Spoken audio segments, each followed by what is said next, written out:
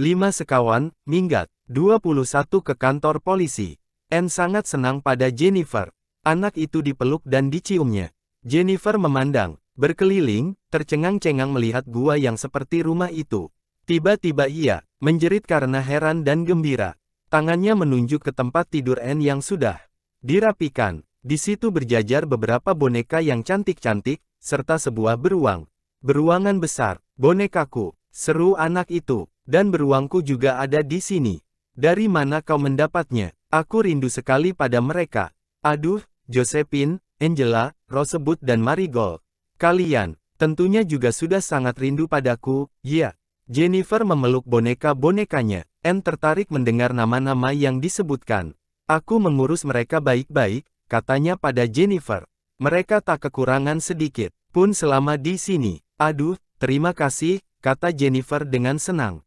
Kalian semua baik hati. Aduh, enak betul sarapan kalian. Memang enak. Anne membuka ikan salem sekaleng, lalu 2 kaleng persik, sekaleng susu.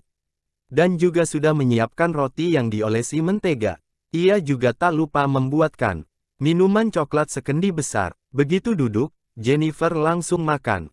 Kelihatannya sangat lapar. Ia makan dengan lahap. Pelan-pelan mukanya tak kelihatan pucat seperti sebelumnya. Pipinya kemerah-merahan, dan mukanya berseri-seri karena merasa bahagia. Anak-anak itu sibuk bercakap-cakap sambil makan. Jennifer bercerita tentang pengalamannya. Aku sedang bermain-main dalam kebun, ditemani pengasuhku, katanya. Kemudian, pengasuhku itu masuk ke rumah, karena ada sesuatu yang hendak diambilnya. Tiba-tiba, seorang laki-laki masuk ke kebun dengan jalan memanjat tembok. Kepalaku ditutupnya dengan selembar selendang, lalu aku dipanggul dan dibawa pergi. Kami tinggal di tepi laut. Tak lama kemudian terdengar bunyi ombak memecah. Karena itu aku tahu bahwa aku dimasukkan ke dalam sebuah perahu, atau sekoci. Aku dibawa ke sebuah kapal besar. Di situ aku dikurung dalam bilik selama 2 hari. Sudah itu pada suatu malam rupanya aku dibawa kemari. Aku sangat ketakutan, lalu menjerit. Jeritanmu itulah yang kami dengar, kata George. Untung saja kami mendengarnya. Mula kami menyangka di pulau kami ini sedang terjadi perkara penyelundupan.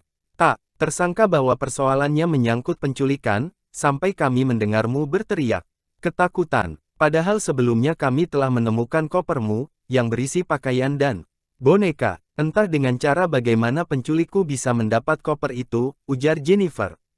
Mungkin dibantu oleh salah seorang wanita pelayan kami. Ada seorang di antaranya yang tak kusenangi. Namanya Sarah Stick. Ah, kata Julian dengan segera. Pasti dia orangnya. Kedua orang yang membawamu ke mari adalah Pak dan Ibu Stick. Mestinya pelayan yang bernama Sarah Stick itu keluarga. Mereka juga, menurut perasaanku ketiga-tiganya bekerja untuk orang lain, seseorang yang memiliki kapal, sehingga bisa membawamu kemari dan menyembunyikanmu di sini. Tempat ini memang cocok sekali, kata George. Kalau bukan kami, takkan ada orang yang bisa mengetahuinya. Anak-anak sarapan dan minum coklat sambil merundingkan rencana selanjutnya. Pagi ini juga kita naik perahu ke daratan, kata Julian. Di sana langsung menghadap ke kantor polisi, bersama Jennifer. Kurasa berita mengenai lenyapnya dimuat dalam setiap surat kabar, jadi polisi akan segera mengenalinya. Mudah-mudahan saja mereka berhasil menangkap keluarga Stick, kata George. Jangan mereka langsung menghilang, begitu mendengar bahwa Jennifer sudah ditemukan. Ya, kemungkinan itu harus kita beritahukan pada polisi, kata Julian sambil berpikir. Sebaiknya jangan disebarkan dulu kabar bahwa Jennifer sudah ditemukan, selama kedua Stick itu belum tertangkap. Aku kepingin tahu di mana mereka. Sekarang, kita ke perahu saja sekarang, kata Dick. Tak ada gunanya menunggu lebih lama di sini. Orang tua Jennifer sudah pasti akan senang apabila menerima kabar bahwa putri mereka selamat. Aku enggan meninggalkan gua yang bagus ini, kata Jennifer. Anak itu sudah tak takut lagi. Ia merasa senang berkumpul dengan kelima teman barunya. Aku kepingin tinggal di sini juga. Apakah kalian akan kembali lagi dan tinggal di sini, Julian? Mungkin kami masih akan tinggal di sini selama beberapa hari lagi, jawab Julian. Soalnya saat ini rumah bibi kami kosong, karena ia tiba-tiba sakit dan harus dirawat di rumah sakit. Paman kami selama itu menemaninya. Jadi tak ada salahnya apabila kami tetap tinggal di sini, sampai mereka kembali. Aduh, asyiknya. Bolehkah aku ikut? Kata Jennifer meminta-minta. Wajahnya berseri. Seri, membayangkan akan tinggal dalam gua di sebuah pulau, bersama keempat anak yang baik hati serta anjing mereka yang bagus. Boleh ya, aku kepingin sekali. Dan aku juga, sangat senang pada Tim. Kurasa orang tuamu takkan mengizinkan. Apalagi kau baru saja diculik, jawab Julian. Tapi kalau kau kepingin, coba saja tanyakan pada mereka. Anak-anak masuk ke dalam perahu, sedang Julian mendorongnya ke air. George yang mendayung. Dengan cekatan didayungnya perahu di sela-sela batu karang yang runcing. Ketika lewat dekat bangkai kapal, Jennifer meminta pada George agar arah perahu dibelokkan ke situ. Ia ingin sekali melihat-lihat di kapal itu. Tetapi Julian dan ketiga saudaranya beranggapan, lebih baik secepat mungkin mereka ke daratan. Tak lama kemudian mereka sampai di pantai. Alf nampak berdiri di situ. Anak nelayan itu melihat mereka, lalu melambai-lambai. Begitu perahu sampai di pasir, ia pun ikut membantu menariknya ke atas. Baru saja aku hendak ke tempat kalian, katanya. Master George, ayahmu sudah pulang. Tapi ibumu belum. Kabarnya ia sudah mulai sembuh, dan seminggu lagi pasti bisa kembali ke rumah. Kalau begitu untuk apa ayahku pulang? Tanya George dengan heran. Kecemasannya timbul ketika ia menelepon, dan tak ada orang di rumah yang menerima. Kata Alf menerangkan. Begitu sampai, ia langsung ke rumahku dan bertanya padaku tentang kalian. Ia ingin tahu, di mana kalian berada. Tentu saja tak kukatakan padanya. Aku bisa menyimpan rahasia. Pagi ini aku sebenarnya hendak berangkat ke pulau, karena ingin memberitahukan tentang kedatangan ayahmu, Master George. Ia marah-marah ketika datang kemarin malam. Tak ada seorang pun di rumah yang menyediakan makanan untuknya. Rumah berantakan, sedang barang-barang banyak yang hilang. Saat ini ia sedang ke kantor polisi. Astaga, ujar George. Padahal kami juga hendak ke sana sekarang. Pasti akan berjumpa dengannya di situ. Mudah-mudahan saja ayah tak terlampau marah. Ia tak bisa diajak bicara kalau sedang jengkel. Ayolah, kata Julian mengajak pergi. Di satu pihak ada baiknya ayahmu di situ, George, jadi sekaligus kita bisa menerangkan duduk persoalan padanya, dan juga pada polisi. Mereka meninggalkan Alf yang tercengang-cengang melihat Jennifer bersama mereka. Ia tak tahu dari mana anak itu datang. Sudah jelas tak ikut sewaktu berangkat, tetapi bersama-sama waktu kembali. Bagaimana mungkin terjadi? Alf bingung memikirkannya. Anak-anak sampai ke kantor polisi, lalu langsung masuk.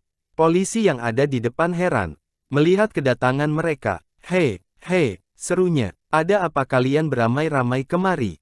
Apakah habis merampok, dan sekarang hendak mengaku dosa? Set, dengar, ujar George tiba-tiba, karena terdengar suara seseorang berbicara keras. Keras di kamar sebelah. Itu suara ayahku. Ia bergegas menghampiri pintu kamar itu. Petugas polisi melarangnya. Ia sangat terkejut. Hei, jangan masuk ke situ, larangnya. Di dalam ada Pak Inspektur. Iya, khusus datang ke mari untuk urusan penting. Jadi tidak boleh diganggu. Tetapi George sudah membuka pintu kamar, dan langsung masuk. Ayahnya berpaling dan melihat George. Saat itu juga ia bangkit. George, kemana saja kau selama ini? Kenapa kau berani-berani pergi meninggalkan rumah kita? Sebagai akibatnya kita kena rampok habis-habisan. Aku sedang melaporkan pada Pak Inspektur, apa-apa saja yang hilang. Jangan khawatir, ayah, kata George. Ayah benar-benar tak perlu khawatir.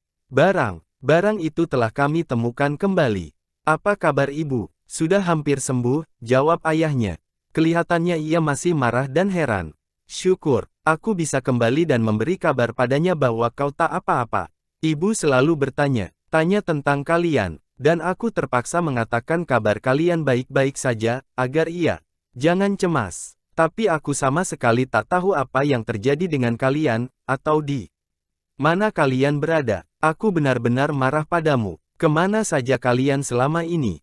Di pulau, kata George dengan wajah cemberut, seperti biasanya apabila ayahnya marah padanya. Julian akan menceritakan tentang soal itu pada ayah. Julian masuk, diikuti oleh Dick, Anne, Jennifer dan Tim. Pak Inspektur mengamat-amati mereka. Pak Inspektur berbadan besar tinggi, bermata tajam dengan alis tebal. Kelihatan, orangnya pintar. Ketika dilihatnya Jennifer, ia tertegun, lalu cepat-cepat berdiri. "Siapa namamu, Nak?" tanyanya pada anak perempuan itu. "Jennifer Mary Armstrong," kata Jenny dengan heran. "Astaga," ujar Pak Inspektur kaget. "Ini dia anak perempuan yang dicari-cari di seluruh negeri. Tahu-tahu muncul dengan begitu saja di sini. Dari mana dia? Apa maksud Anda?" tanya ayah George. Sekarang dia yang heran. "Anak mana yang dicari? Cari di seluruh negeri. Sudah berhari-hari aku tak membaca surat kabar. Jadi Anda tak membaca berita tentang penculikan Jenny Armstrong?" tanya Pak Inspektur. Ia duduk kembali, lalu menarik Jenny ke dekatnya. "Ia putri Harry Armstrong, seorang jutawan. Anak itu diculik orang. Penculiknya meminta uang tebusan sebanyak 100.000 pound. Wah, kami sudah bersusah payah mencari-cari di seluruh negeri, tahu-tahu ia muncul di sini. Baru sekali ini kualami kejadian seaneh ini. Di mana kau selama ini?" "Jenny, di pulau," jawab Jenny. "Kau sajalah yang menceritakannya, Julian." Julian bercerita, dari awal sampai akhir. Polisi yang di luar disuruh masuk dan mencatat keterangan Julian itu. Semua yang hadir mendengarkan dengan tercengang-cengang. Ayah George benar-benar heran. Ada-ada saja pengalaman anak-anak itu. Dan, mereka selalu berhasil mengatasi segala kerumitan. "Mungkinkah kau juga mengetahui pemilik kapal yang membawa Jenny kemari?" tanya Pak Inspektur. "Tidak," jawab Julian. "Kami hanya mendengar bahwa Kelana akan datang malam itu." "Aha," seru Pak Inspektur dengan puas. "Kebetulan kami mengenal kapal yang bernama Kelana. Sejak beberapa waktu kami memperhatikan gerak-geriknya. Pemiliknya kami curigai terlibat dalam bermacam-macam kegiatan melanggar hukum. Kabar ini benar-benar menyenangkan. Yang menjadi pertanyaan sekarang, di mana suami istri Stick, dan bagaimana caranya supaya mereka tertangkap basah? Jenny sudah kalian selamatkan. Jangan-jangan mereka nanti memungkiri perbuatan mereka. Saya tahu bagaimana cara menangkap mereka," ujar Julian cepat-cepat.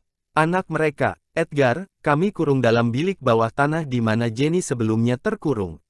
Jika salah seorang dari kami mengatakan pada mereka di mana Edgar berada, maka pasti mereka akan pergi ke Pulau Kirin dan langsung menuju ke ruangan bawah tanah.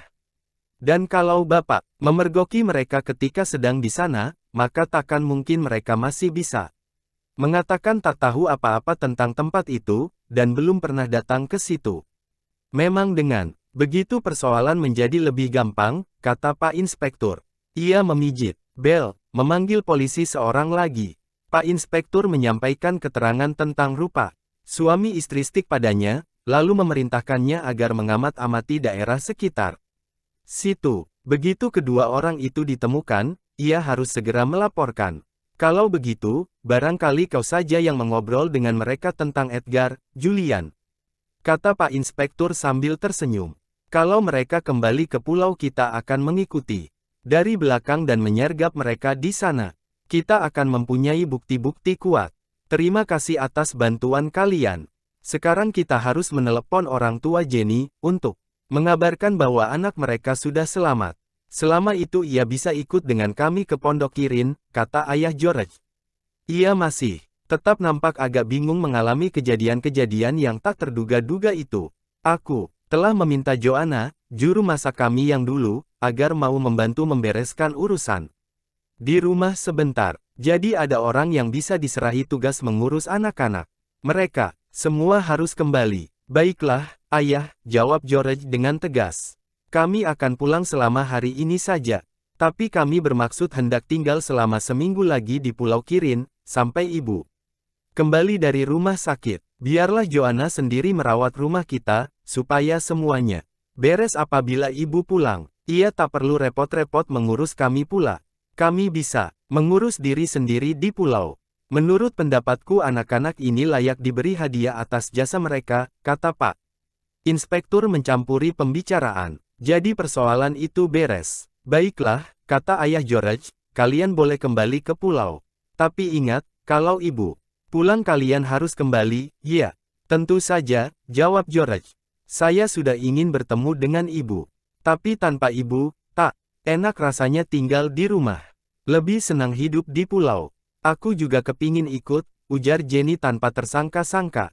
Pak Inspektur, mintalah, agar orang tuaku datang ke Kirin, ya, nanti aku akan bisa minta izin, agar diperbolehkan ikut dengan anak-anak. Aku akan berusaha sebaik-baiknya, kata Pak Inspektur sambil tersenyum memandang kelima anak-anak itu. Anak-anak senang padanya, karena ia sangat ramah. Ayah George, bangkit, ayolah, katanya. Aku kepingin makan siang. Perutku lapar sekali, setelah mengalami peristiwa yang begitu mendebarkan hati. Kita lihat saja nanti, hidangan apa yang telah disiapkan oleh Joanna. Mereka pun pergi berbondong-bondong sambil ribut berbicara.